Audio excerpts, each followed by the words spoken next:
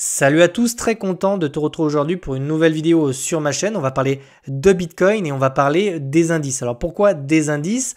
Parce que je suis rentré à l'achat sur le S&P 500 et sur le Nasdaq et j'ai envie de te sensibiliser à ça. J'ai envie de t'expliquer quels ont été les leviers chez moi qui m'ont permis de prendre des positions sur ces deux indices. Je te donnerai également les prochaines positions qui sont en attente et que j'ai envie de prendre sur ce type d'asset, d'accord? En ce qui concerne les crypto-monnaies, même si on l'abordera en fin de vidéo, j'ai pas pris de position ni sur Ether ni sur BTC.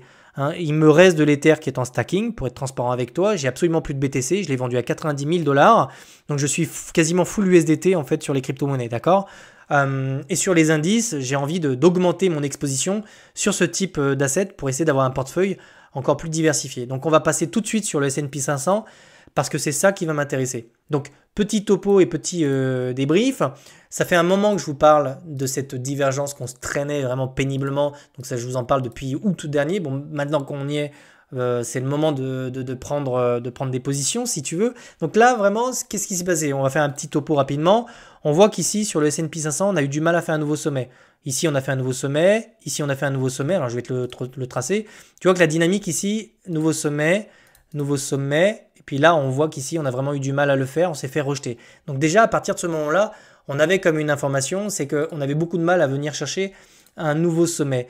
Deuxième chose, la cassure de ce niveau-là, qui est un niveau important pour moi, qui est un niveau clairement de retournement sur le S&P 500. D'accord? Dès lors, là, qu'on a cassé ce niveau-là, pour moi, je m'attendais à une correction assez profonde. Je ne m'attendais pas à ce qu'elle soit aussi violente. Il y avait deux scénarios. Il y avait le scénario correction plutôt classique. C'est quoi une correction classique? Eh bien, en fait, une correction classique, c'est des résistances descendantes, des creux descendants, et c'est voilà. Et puis on a une moyenne mobile et qui vient nous rejeter systématiquement. Ça, c'est correction plutôt classique. Ça, c'est pas une correction classique. Ça, c'est plutôt un crash comme le Covid ici. Donc ça c'est un crash boursier, d'accord? Ça, c'est un crash boursier, d'accord? Ça, c'est une correction plutôt classique. Et pourquoi je fais la distinction entre les deux?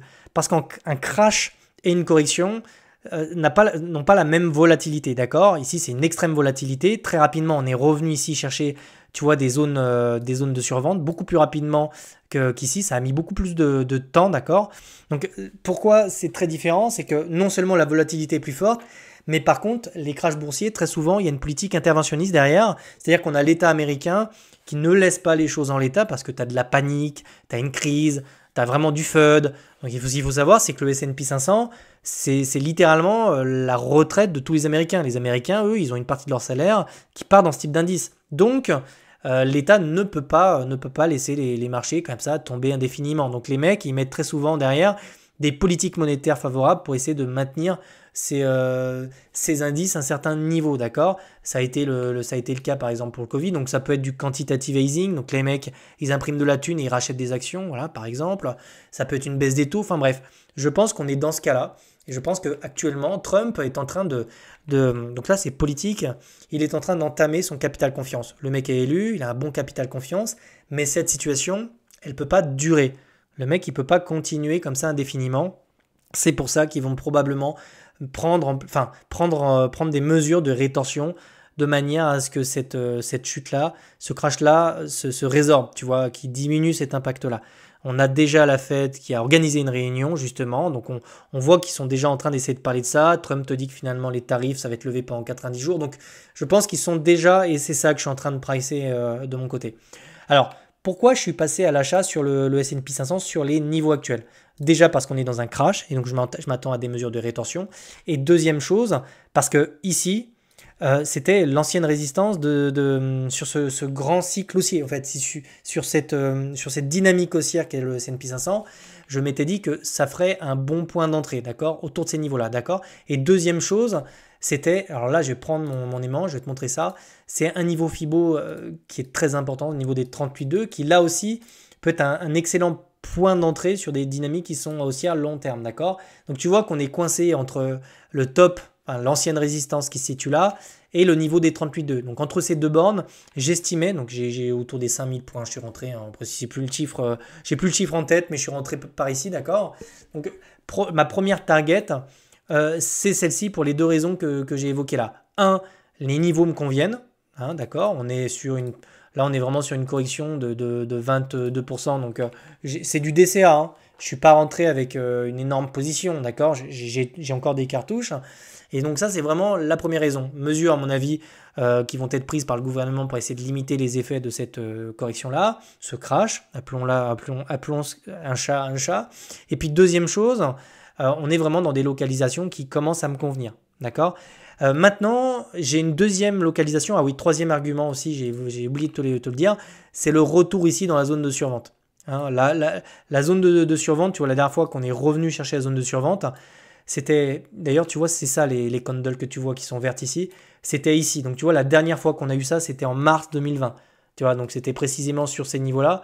Et derrière, bah, il y a eu des mesures qui ont été prises justement pour essayer d'amortir, même si je pense que sur le cycle économique, on n'est plus vraiment sur ce type de dynamique. On a vraiment, c'est vraiment des bonnes opportunités. C'est des bonnes opportunités pour entrer sur les marchés, d'accord? Maintenant, ma deuxième target, elle se situe un petit peu plus basse. Donc là, on va faire la même chose. Je vais aller prendre mon Fibo. Et là, on va chercher un autre niveau Fibo. Donc c'est le niveau des 61,8. Donc précisément, en fait, moi, c'est ces deux résistances. Donc je vais tracer les deux résistances, niveau des 61,8, d'accord?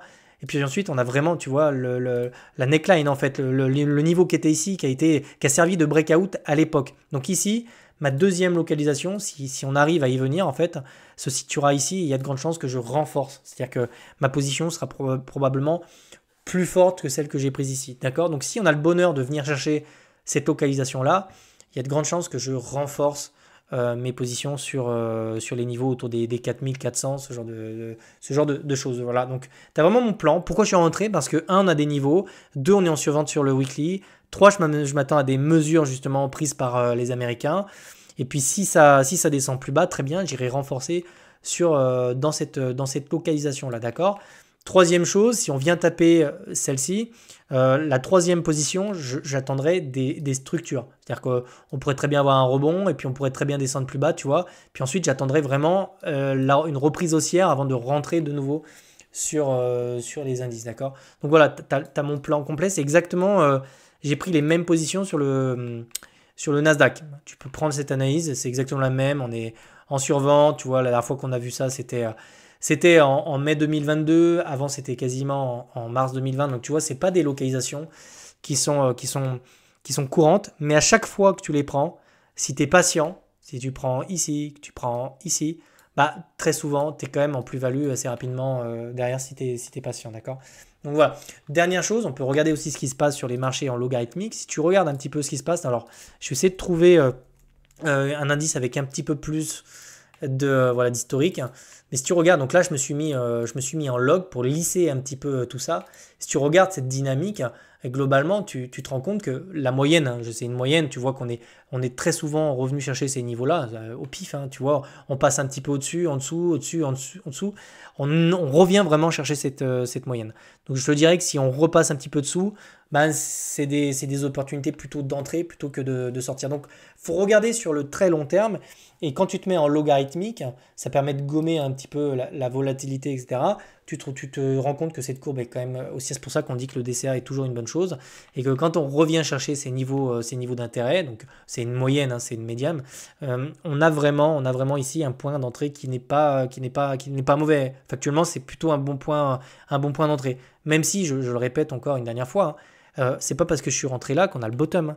Je précise, on peut descendre plus bas, d'accord? J'en ai absolument conscience. C'est juste que quand on a des corrections de moins 20%, vous rentrez quand, quoi? C'est des belles opportunités ici, d'accord? Maintenant, on va basculer sur BTC. Alors, BTC, qu'est-ce qui se passe sur BTC? On va essayer de passer en 4 heures, voilà un petit peu ce qui se passe. C'est un petit peu le même topo en fait sur BTC. On va même passer ici en daily. C'est toujours le même topo. On a un BTC quand même qui est plutôt résilient, d'accord? Donc toujours coincé entre ces deux bornes. Donc tant qu'on n'a pas un breakout franc, tu vois, c'est vraiment une cassure, on peut difficilement ici se projeter. Pourquoi? Parce que je m'attends toujours à un rebond sur les indices. C'est-à-dire forte volatilité dans les deux sens, hein. La vélocité, elle marche dans les deux sens. Si vous avez une correction extrêmement forte à la baisse, tôt ou tard, vous avez un arbitrage et vous avez un rebond technique qui est assez fort. Donc en fait, l'idée, c'est de savoir si BTC va tenir ces niveaux-là jusqu'au rebond sur les indices. Si on a un rebond sur les indices et que BTC a maintenu le niveau des 78 000, alors on a de grandes chances de revenir chercher le haut de ce range et pourquoi pas de revenir chercher des localisations un petit peu plus élevées, d'accord? Pourquoi pas les les 100 000 dollars ou ce genre de choses, d'accord? Donc pour l'instant, vraiment rien de plus à dire sur BTC. Lui, il est revenu chercher sa zone de survente en daily il y a un petit moment. En weekly, je suis pas sûr qu'on y soit, je vais aller voir. En weekly, on n'est toujours pas dans des zones de survente. Raison de plus pour vous dire, voilà pourquoi je ne rentre pas encore sur BTC. Il est à mon goût encore un petit peu trop cher et ça manque encore ça manque peut-être de structure. Tu vois, ici, c'était quand même très sympa de l'acheter sur ces niveaux-là. On était clairement dans des zones weekly, etc. Donc pour l'instant, je suis plutôt patient, mais force est de reconnaître que sur BTC, on a quand même quelque chose d'extrêmement solide. Ici, BTC est très solide. Par contre, on n'a absolument aucune structure de retournement ou quoi que ce soit. Pour le moment, surveillez cette traîne, tout simplement. Si on revient la casser, parce qu'on reviendra la chercher tôt ou tard, c'est là que vous pourrez éventuellement avoir votre premier signal haussier, il se fera ici. C'est-à-dire que si pour X raison on vient comme ça la rechercher et en plus on casse le niveau qui est ici autour des 87 000 dollars, vous aurez vraiment un signal. Mais ici, il n'y a absolument aucun signal. Okay, on n'a pas de signaux en particulier. Juste, on est bloqué entre les deux bornes ici et tant qu'on n'a pas la résolution de cette structure-là, donc de ce range ici, il n'y a absolument rien à faire pour moi sur BTC. Voilà. Donc j'avais vraiment envie de vous partager aujourd'hui ma vision de voir les choses sur le S&P 500 et le Nasdaq. Je ferai probablement d'autres vidéos dessus si ça vous intéresse, simplement, parce que peut-être que vous avez envie de vous exposer sur la finance traditionnelle, mais vous ne savez pas trop ce que c'est le S&P 500, vous ne savez pas comment le faire, éventuellement, dites-le moi en commentaire. Et on peut, vous voyez, on est vraiment venu chercher. En daily, on est vraiment sur des niveaux qui sont excessifs là, les gars. Vraiment, c'est excessif. C'est de la peur, c'est de la panique. C'est vraiment, ouais, c'est un crash, quoi. La dernière fois, vous voyez, là, on est sur les 21. La dernière fois qu'on est venu, ouais, c'est ça, c'est pendant le Covid, quoi. C'était pendant le Covid. Donc, on avait ici aussi. Donc, vraiment, on est sur. Je pense qu'on est quand même pas loin d'une zone technique de rebond parce que quand on est sur des niveaux d'excès comme cela, on a très souvent quand même derrière une politique interventionniste qui se met en place de la part, ça peut être la Fed, ça peut être Trump, etc. Donc, affaire à suivre. En tout cas, j'espère que cette vidéo vous a intéressé et je vous retrouve demain pour une nouvelle vidéo. Ciao, ciao, passez une bonne journée.